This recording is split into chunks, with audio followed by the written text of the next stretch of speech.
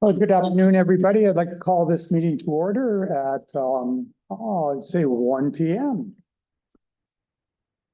Okay, and I do not believe we have any online viewers in this meeting, so we will proceed. We would like to acknowledge that many Indigenous nations have long-standing relationships, both historic and modern, with the territories upon which we are located. Today, this area is home to many Indigenous peoples from across Turtle Island. We acknowledge that our watersheds form a part of the treaty and traditional territory of the Southeastern Anishinaabe. It is on these ancestral and treaty lands that we live and work. To honor this legacy, we commit to being stewards of the natural environment and undertake to have a relationship of respect with our treaty partners. First item is the adoption of the agenda. Everyone has perused the agenda, and if there's no addition, we should take a motion for Jerry and Kriya. All in favor? And that is carried. At this point, I'd like to ask for a declaration of pecuniary interests, if there are any, and the nature thereof. Seeing none, we shall proceed. Item 3 is the approval of the minutes. Everyone has had a chance to go over the minutes. We will ask for a motion that the minutes be accepted as circulated. Peter and Jerry, all in favor? And that is carried. Is there any business arising from the minutes? None? This is going well so far. So far. So on to item number 5, deputations. I do believe there are no deputations. Number 6 is presentations and applicable action items, of which there are none. And 7, we should go right to number 8, 8.1. Report on permits issued by designated staff. We shall turn this over to Matt if you would like to make your presentation, sir. Thank you. Through you, Mr. Chair. As found on page 16 of the agenda, we issued 18 permits during March. 94% of the permits were deemed complete within the CALC timelines, and 72% met CALC timelines for issuing after applications were deemed complete. We are seeking resolution that Section 28 permits issued by staff has been received. Thank you. Thank you.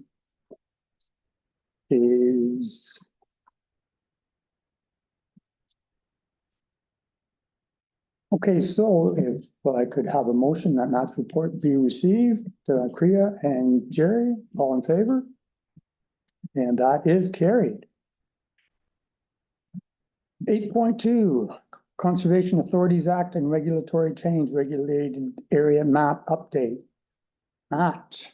Thank you again, and through you, Mr. Chair. As found on page 19 of the agenda, we wish to provide the board with an outline of how we are planning to meet the mapping regulations outlined in the newly adopted Conservation Act amendments in the Ontario Regulation 1-24 changes or introduction. We are currently updating the mapping layer to include the reduction of the buffer area from 120 meters to 30 meters for wetlands. We're also updating the floodline erosion hazards and meander based on new LiDAR data that we have acquired. And we're updating the mapping for flooding along Noby's Creek. As for timelines, it's anticipated that by May's board meeting, we're aiming to have the mapping ready so that can seek endorsement for a 30-day consultation period for the following month. And then in June's meeting, the mapping should be ready to be endorsed. We are seeking resolution that the staff report regarding the regulated mapping updates, including the availability of updated technical data and recent legislative and regulatory changes relating to the Conservation Authorities Act and Ontario Regulation 41-24 be received. Thank you. Any questions? Yeah. Thank you, and through you, Chair. Thanks very much. So I guess I'm just imagining in my head how this looks. Was there a band around each wetland on the map, and then you just had to shrink that band down? And is that a painful procedure? That update is, has been not as arduous as, the data intensive, and analysis, I'm assuming, of the new LiDAR data. Really, it's just changing an offset for us on our mapping. Unfortunately, it's not, but that lost area does factor the number of permits that we do expect to come in as well. So, Thank you. Peter, I was just, through Chair, I was just wondering if there's been any consultation with Perth Lake Native Band? Consultation on these changes to the mapping? At this point, Mr. Chair, there's been no consultation because we're really going through the process of just updating the information itself. So we don't have anything to share at this point in time. But as we run out, we will have a consultation period. We can easily notify the First Nations as part of that. And there is a requirement outside of that for stakeholders in general as part of the consultation process. So we'll make sure we're including them in that. Okay, thank you. anything else? Okay, so on this, do we read this resolution or just ask for a motion for receive the other 8.2? Does it need to be read into the? The resolution is in the report, so it's whatever you desire, Mr. Chair. Whether you want to read it out or just ask for.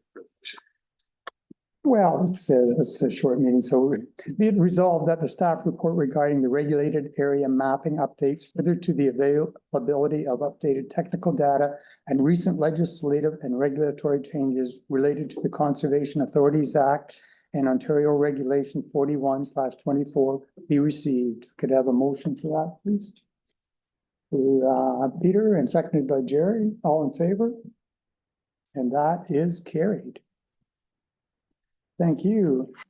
Next item is 8.3, strategic actions update, first quarter, page 22 of your agenda. Mr. CAO, if you could press that. Great. Thank you, Mr. Chair. This is part of our regular updates to the board on different activities that we undertake regarding the various program areas and as it's tied to our strategic plan. So there's a number of items that are identified there. You can see the springtime is getting pretty busy. Lots of meetings going on, which is pretty exciting because those lead to work and a lot of work actually going on in the field as well. So I'm available as well as any of our directors to answer any questions you might have on any of those items. Okay. Yeah, are there any questions to that report? Does anyone have any? Great report. Okay, so with that, I would like to ask for a motion that the CAO's report be received. Tracy and Jerry, all in favor? Carried.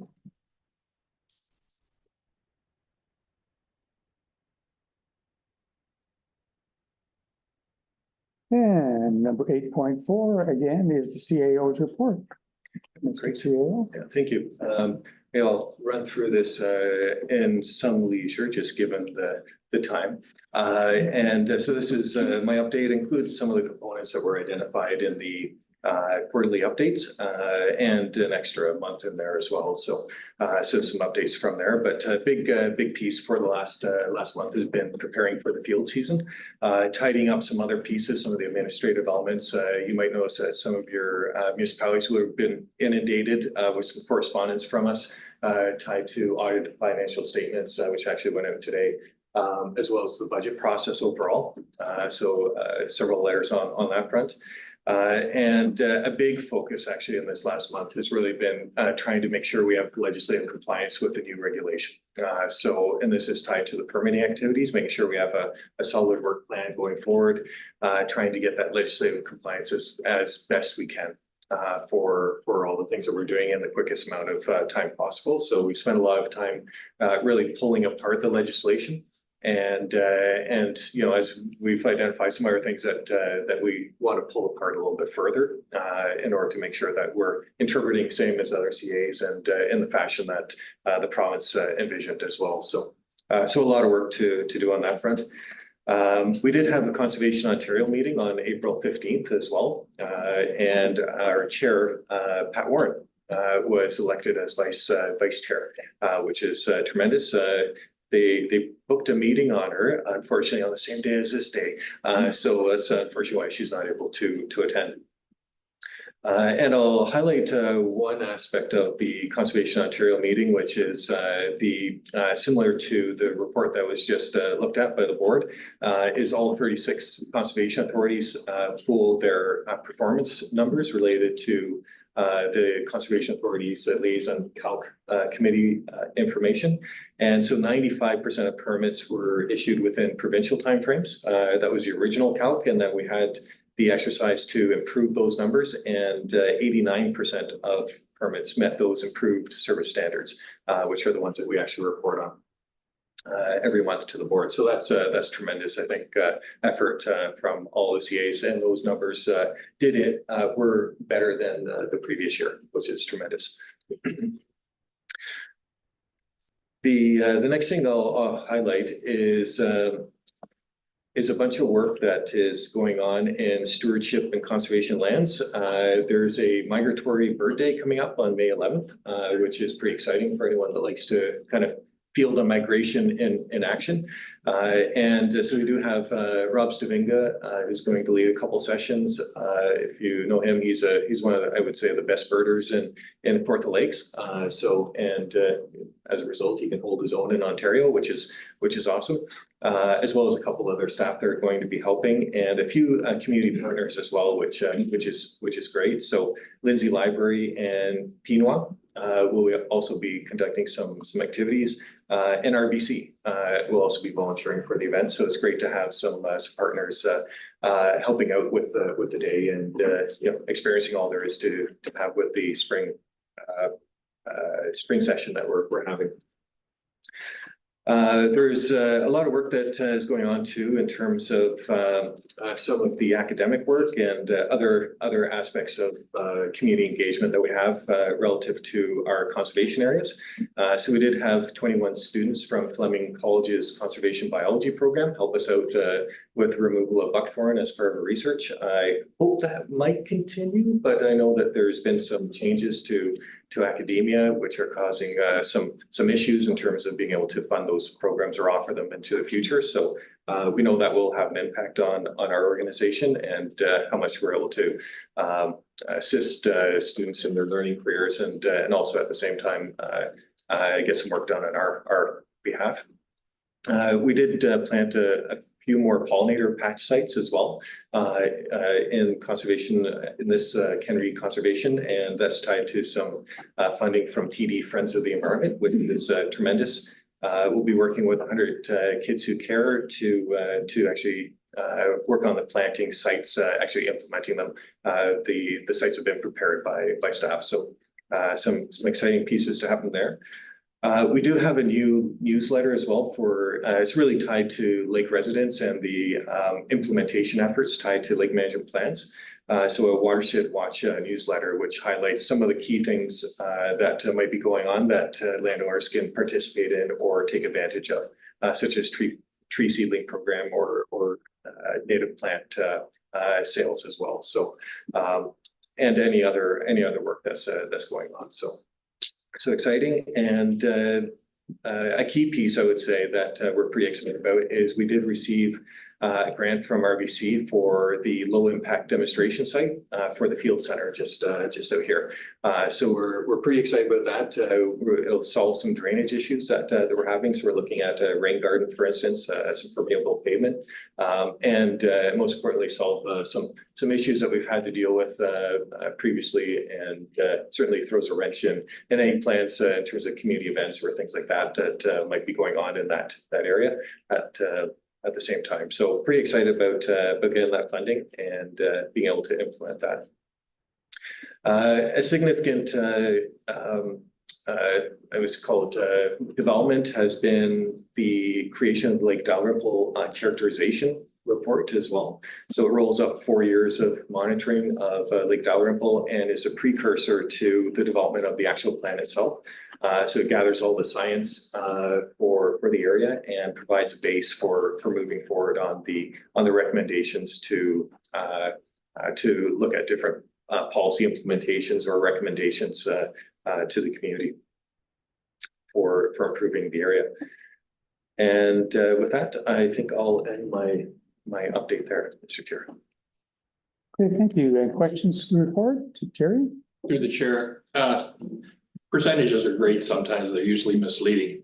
How do we stack up as far as permits go with the other authorities? The other five, the 95% doesn't tell you much if somebody only does 3. Yep. Like, so where do we kind of fit into that bigger picture? Yeah, that's a good question. I haven't seen the numbers for the other authorities, but I do know that they range in general somewhere around 300 to more than what we do. And we issue about 500 or 600, as high as 650 in a year. So I know that some of the authorities will be in the, just maybe touching 1,000 for the ones that have big areas and deal with a lot of permits. So it does vary by CA, their size, and kind of what they see coming in the door. But still, 36 CAs at even 300 is still pretty impressive. Thank you, Andrew. Do you know when the RBC LID project is going to be installed? What I'll do is I'll turn it over to Chrissy because she's got plans. Thank you, through you, Mr. Chair. Yeah, so the project is actually already started. We had the landscape developing company come out this week. They've taken some measurements. They've already come up with a conceptual design, and they're just going to confirm that through some of the measurements that they took this week. We're looking at probably the actual in the ground work not taking place until late summer, early fall. And that's to sort of accommodate, as you may remember, we have an item on our capital budget to do some restoration with the field center, with fixing up some of the challenges that we have there. And we have some rentals in there as well. So we're trying to accommodate, our users that are using the field center, but also some of the work that needs to be done. So trying to coordinate those timelines is going to push it probably to early fall. Thank you. It would be really nice if we went after one of our meetings when it's done too. Absolutely. We would love to have you come out and see that. Yeah, definitely. Thank you. There it is. Other questions? If not, then if I could have a motion to receive the CAO's report. Director Byrne, Director Pettengill, and all in favor? That's carried. Item 8.5 is correspondence. On this, I shall also turn this over to Mr. CAO, if you could address correspondence for us. Great, thank you, Mr. Chair.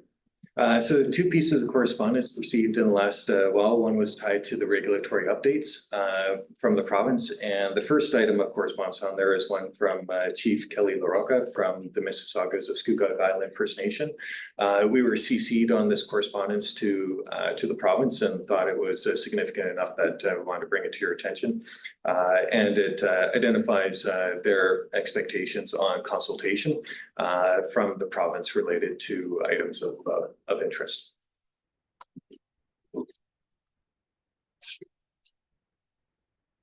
And so we are in the position where we should either acknowledge this letter, send a so yes, Eric, can you speak? Quick question, is that okay for you? Sure, certainly. Which is the only one that struck me out of this was the tile drainage.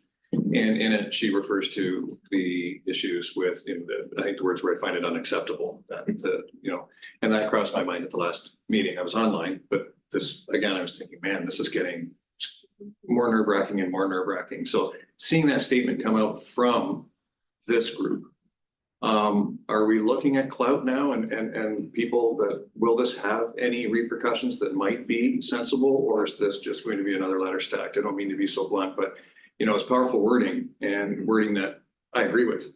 So is it going anywhere, or is this just a done deal and that's the end of that? Because that one for me specifically in my location too, and future of farmlands turning into development lands, this is a big one. So I was just curious as to your thoughts on that. So my thoughts through you, Mr. Chair, on this is, and I kind of segregate out based on kind of our ability to influence, I guess you And guys. that's exactly what it is. So for me, my first layer on this is it's not directed to us. It's directed to the province very clearly. So really what they're saying there is we understand that it's essentially a nation to nation discussion. So that's kind of my first frame of reference. My second frame of reference is really the content in the letter. And really the elements that were identified pertain more to municipalities and the province, of course, because it's tied to the Planning Act as kind of the precursor. Tile drainage doesn't really hit the Planning Act per se. There is an element in our, of course, the identification of scope in our regulation, but really that lies with OMAFRA. So to me, it's really still directed to the province. And in terms of the outcomes, I think that's the discussion with the province. So my tendency would be more to acknowledge that a letter was sent, but I would almost keep my thoughts on the relevance kind of a little bit quieter, I would say, on that end. So, Thanks. Director Pendo? Yes, thank you. And through you, I really enjoyed her whole letter saying like, if the CAs want to reduce, if they want to reduce the CA's strength, ecological strength, you go ahead, but you don't have any rain on our territories. And I loved that they mentioned the tile drainage again. And my question to the CA here would be, is this worthy of some research? Should the Kawartha Lakes Conservation Authority begin some research on tile drainage and come up with a paper on it at some point? I mean, because who else is doing this? And it does deal with local conservation and water, et cetera. So why don't we take it on as something that we research? There is, through you, Mr. Chair, a lot of research that has been done on tile drainage. And I know that only because there's a couple of resources that were identified in our in the regulation changes. And so we've ordered a couple of those, and those are published by the province and have a ton of information on tile drainage. So I know there's a lot of information out there. There's probably some gaps in research, no doubt, same as any other thing. But I think it would be a matter of trying to figure out what those gaps are and then try and do that. And that might be a good role for us. And but I'd say it's definitely a good role for academia. Does the research that's out from the province, I think you're saying, does it look at it through the lens of conservation? I know that there are some articles because I've done a little bit of research on it. Some do, and it's just the extent of it, right? And then it's piecing out the parts that still need studying and getting familiar with all. So I would say we're not, we as this authority are not experts because we don't have the kind of presence on that front, but those CAs that are in Eastern Ontario and Western Ontario, particularly Chatham, Kent area, all the way down to Essex, I know they have active programs on tile drainage where they've done some research. I remember the Eternal presentation on some of the research that they have done, which was pretty interesting. Did you say what kind of presentation? It's a educational forum for conservation authorities, the Eternal Symposium. Yeah, so and that was going back even 10 years ago. So I know there's a lot of research out there, a lot of knowledge. And then in terms of our landscape, I do see that there's a fair bit of tile drainage that occurs. And I know there are policies in our regulation policies also address tile drainage. And we were identifying tile drainage as an important agricultural activity that occurred. And we were also looking at scoping the influence of our permits in relation to that, to drainage across crossing watershed divides looking at outlets primarily. And the act itself looks at outlets as well. So we're kind of similar to that. So sorry, just to conclude, did you say there are perhaps some gaps or some places where the CA could? There are some gaps. Where they are, we would have to do a lot of work in order to get to a point where we're able to comment more specifically, I would say.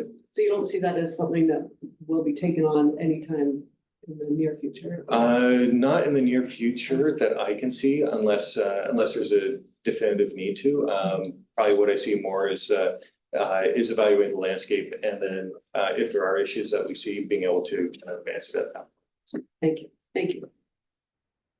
Director Byrne? Through the chair, is there any real scientific data to say that tile drainage is depleting the deep aquifers, like as compared to the offset of the advantage of the crop that we're growing and the advantage of being able to feed people?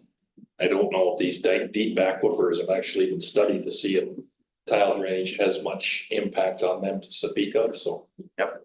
Yeah, that is a very good question. That's one that I've posed internally, even going back, I think 3 or 4 years ago. So we did find some articles that were tied to it, but I would say that they did have some gaps. So we actually had a program that we established to try and determine the impact on shallow water for some of the tile drains. But it was not robust enough, I would say, in a general sense. It was more like a pilot as opposed to a full-blown technical study in order to evaluate that. So there could be a potential for that, but like I say, we'd have to do a lot more research. And like I say, that was going back 3 or 4 years ago. So there may have been some updated work on that front too.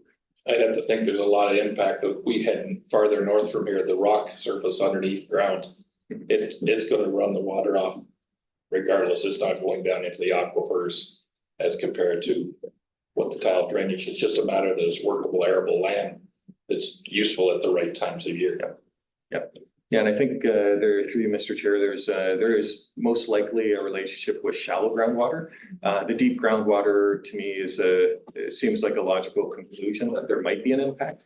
But how fast and what are the other sources around how much tile drainage? There's a lot of questions then that kind of go into that. So.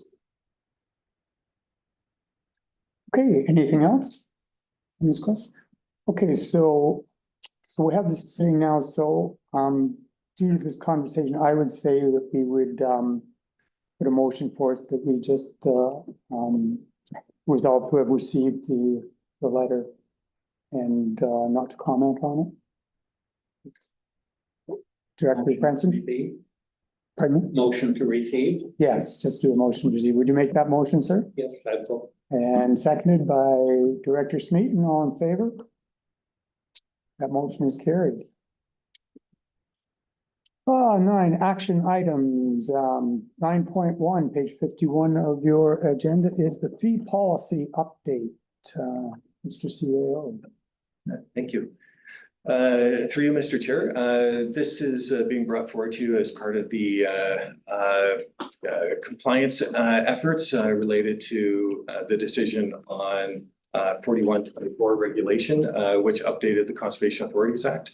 And as part of the updating of the Conservation Authorities Act, as part of the Environmental Registry of Ontario decision, what they did do was put in a component that identified that an appeal of the fees specific to permit applications was had to follow a certain process. So that process is now inserted into the fee policy. And then also in that same process, they clearly identified that the fees could be challenged for any fee that we put forward. So that consideration now has been worked into the fee schedule as well, or the fee policy, sorry, to address both scenarios.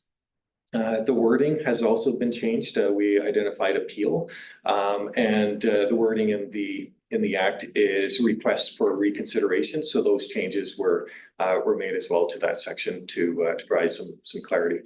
And that is the summary. We also did add a note as well to the schedule of permit fees that indicated that it's really related to 4124. We were under minister's order not to change the schedule.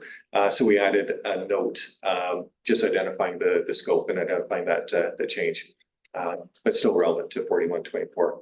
Our policy identified through the act as well that there had to be a consultation period. So we identified 30 days as a consultation period in our policy. Due to timing between the next meeting in May and right now, ends up being about 28 days. So we're looking for a little bit of relief for the 30 day as well. Just to make sure we're compliant as soon as possible. Okay, very good. Any questions there, Director Byrne? Through the chair, and excuse my ignorance, but is there times when the fees by the Conservation Authority are duplicated by the municipalities and residents or whatever would be basically charged twice for the same concept? Does that happen? No, through Mr. It does not happen. Two separate entities, and so there's no double charging. Anything else? Okay, so the motion is be resolved that the proposed updates to the fee policy be endorsed for consultation and brought back to the next Board of Directors meeting for approval. We have a mover, and Director Richardson and Director Byrne, all in favor? And that is carried. 9.2 on page 68, your package is the Lake Skugog Enhancement Project. Nancy, you'd update us on that. Through you, Mr. Chair. Today I'm just here to provide an update on the Lake Skugog Enhancement Project and address some financial requirements associated with a funding grant that we had given. So since last update, which was provided last March, the LSEP project has seen some movement on key deliverables, in addition to considerations requested by Municipal Council before moving forward. So we held an open house last May to provide some consultation on the project before we were issued a tendering for the project in late August. The project was tendered, and unfortunately the tendering came back a little bit higher than expected. So we council instructed us to go back to the table and come up with some other recommendations and options to move forward. So the Healthy Lake Skugog Steering Committee, we came up with 4 options, proposed them back in January, and they decided to tender out us each component or separate components.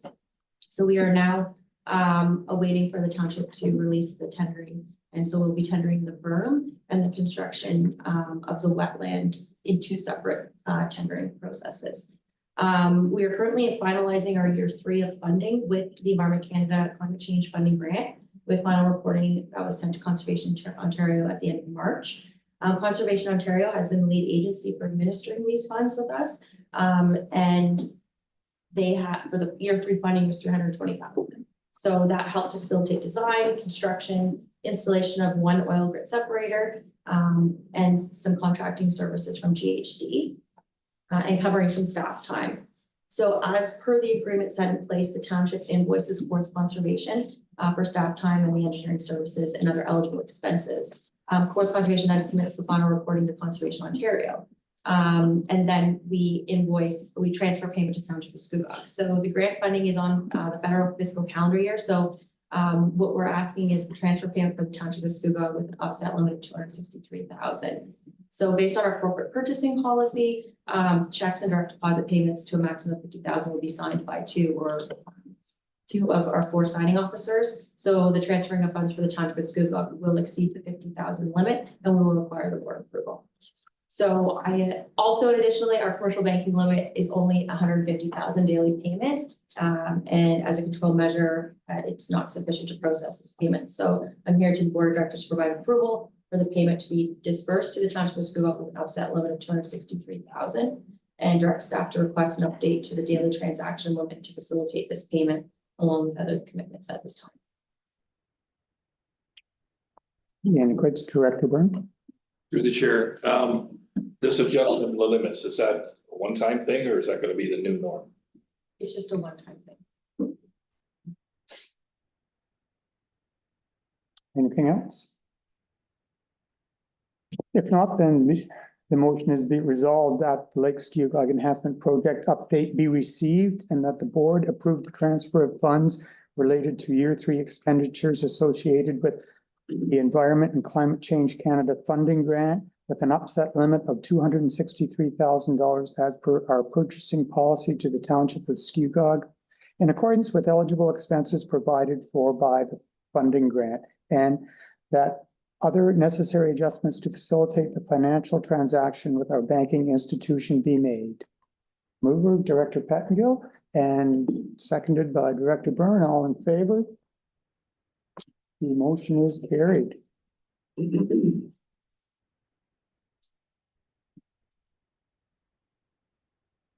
9.3 Conservation Authorities Act Regulation Proposal. Environmental Regs 019-8320.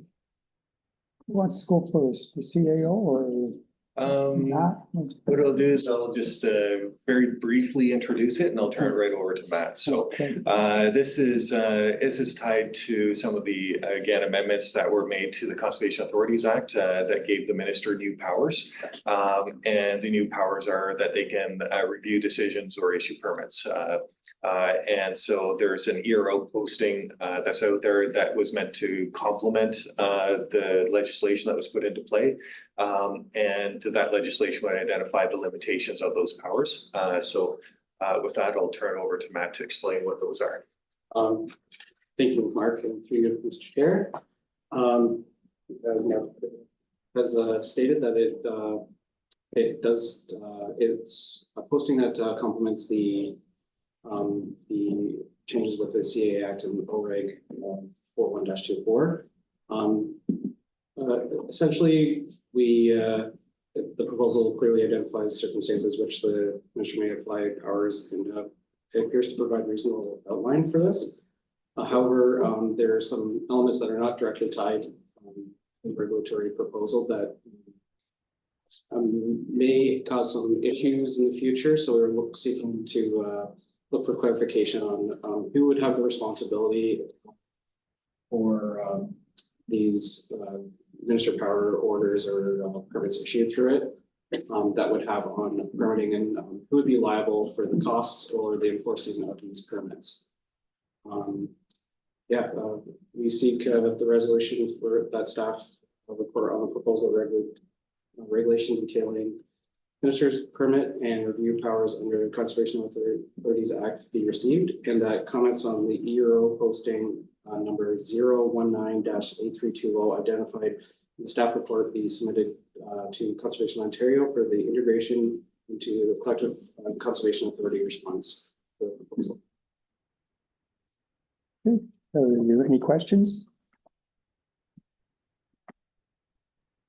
I do believe Matt has read the motion there. If we could have someone move that. Director Smeaton, Director Byrne, all in favor?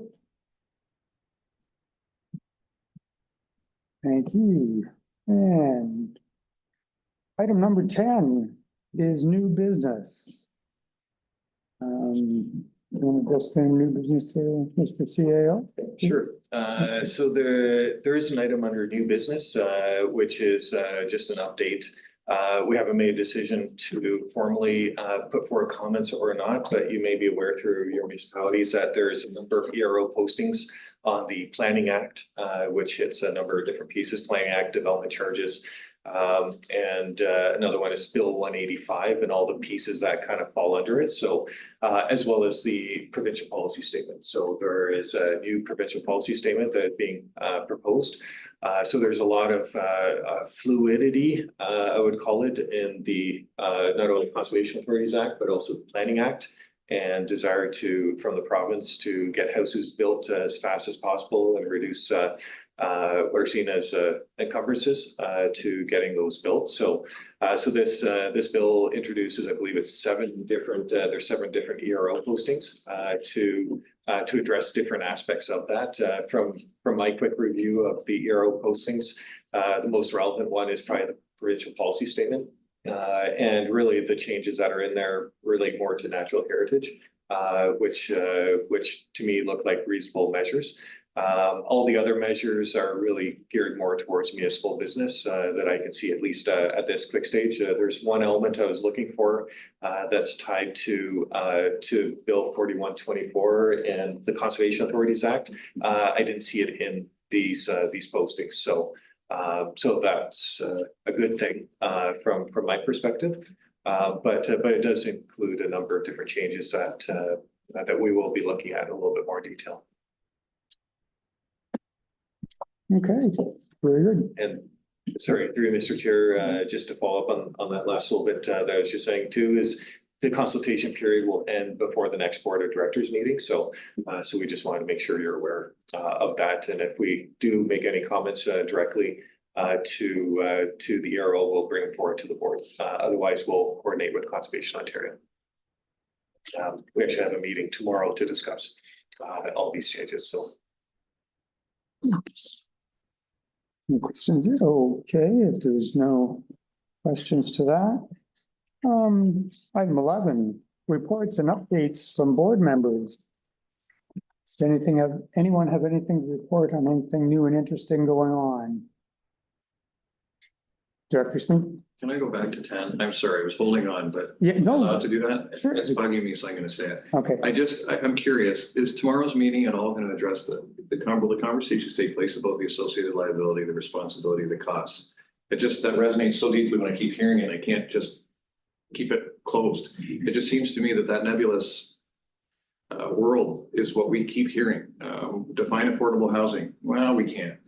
Define who's going to pay for those changes. Well, we'll get there. And it frustrates me a little bit in this case because I wouldn't mind the answer. And I'm assuming you would too, of course.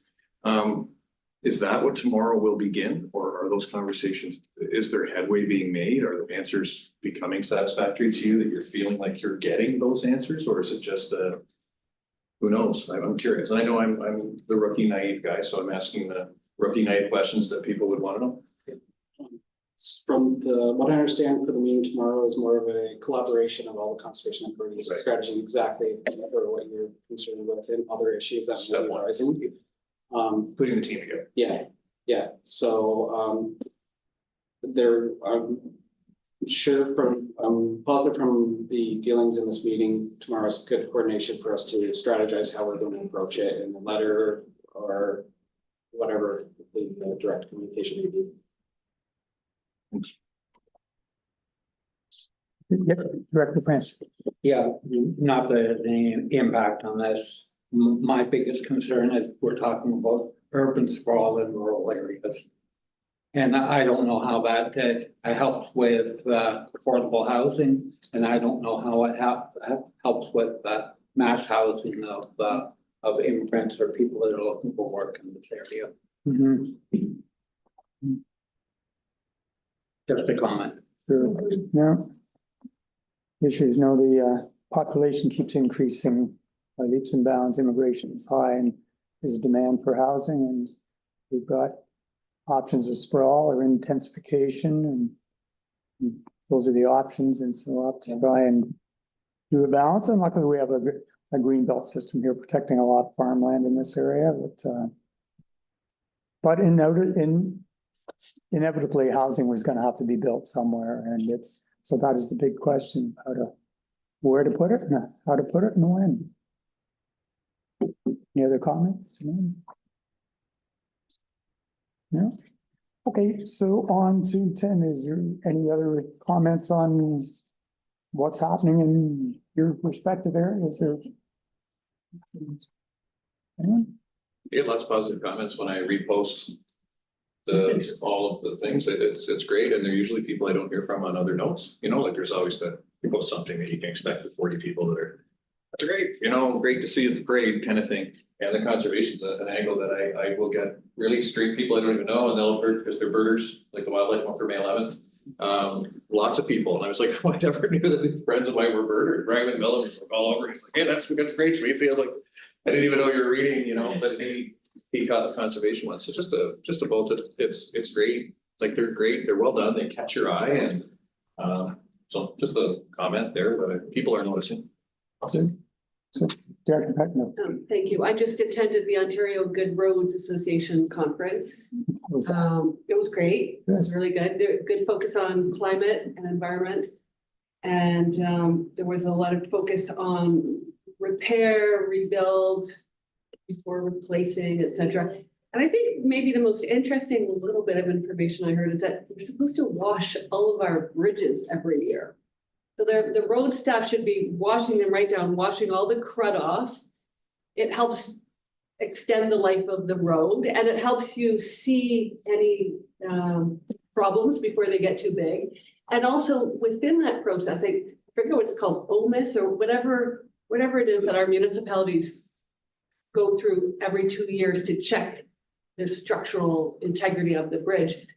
You should go with that inspector. The township staff should go with that inspector and get all the details where municipalities are largely missing out on the abilities of and the capacity of those reports. And this is really relevant to us in Brock Township. We have a bridge going into Beaverton on Regional Road 15, which is a regional road. It was shut down in November just as quite a shock. And do you know about that bridge? Yeah, and it's a major bridge going into Beaverton, and the detours are way out of the way. We're not getting any signage from MTO. We had a delegation at the conference, which is really fun, in front of the Minister of Transportation. So it was a really great conference. A lot of talk about trees, and in the climate, one of the climate sessions, there was a town in southwestern Ontario where the consultant came in after a huge wind event where some mature trees went down and said, all these mature trees on all these streets are going to have to come down. And the residents were, understandably outraged. And the discussion in the room was like, well, get a second opinion, lop off some of those top branches so that the whole tree doesn't come down. But don't just believe that somebody who wants to cut down all those trees and that's what you have to do. But it was neat that that whole room ended up, the whole conversation in the end was all about planting trees, cutting down trees. So it was a great discussion. Good conference. Excellent. Yes, Director Richards. I would be remiss not to mention earthquake and about planting trees for sure. But I also want to make a comment that I was able to take part in about 6 different 20-minute community cleanups last weekend for Earth Weekend. And it was incredible just to see the amount of people showing up in different pockets, doing an Adopt a Road program, doing the parks, doing small communities. So that's such an encouraging, positive message to get out there. It's great. It's great. And guess what? You're picking up coffee cups, coffee bars, beers, cigarettes. I didn't pick up any yogurt or granola bars. Everybody's fighting. Get rid of the evidence, yes. Beer bottles. Yeah. Okay. Very good. Well, on Tuesday evening, I attended the Lake Skew Stewards Annual General Meeting in Port Perry at the library. It's a really good, well-attended event. The guest speaker was Valerie Minelga, Ministry of Environment Services. She manages the Ontario Trent Severn Waterway and the Rideau Canal System. So she spoke on the overview of Parks Canada and the Trent Severn Waterway and mandate and how it relates basically to Lake Skew, which is a very informative talk. Spoke a lot about the feeder lakes and the drawdowns and those and how that's affecting people. And then also Dr. Jennifer Carosi from York University spoke on the reduction of Lake Skew ice cover in the last number of years and the environmental impacts of that. So that was pretty informative too and close to home. So it was a good evening. And if that seems to be all for the announcements, we have no closed session today. And with that, I would call for a motion to adjourn. Director Byrne, Director Richardson, all in favor? And so we shall recess we're adjourned, and we shall convene the SBA meeting in 10 minutes. 10 minutes. Awesome. Thank you.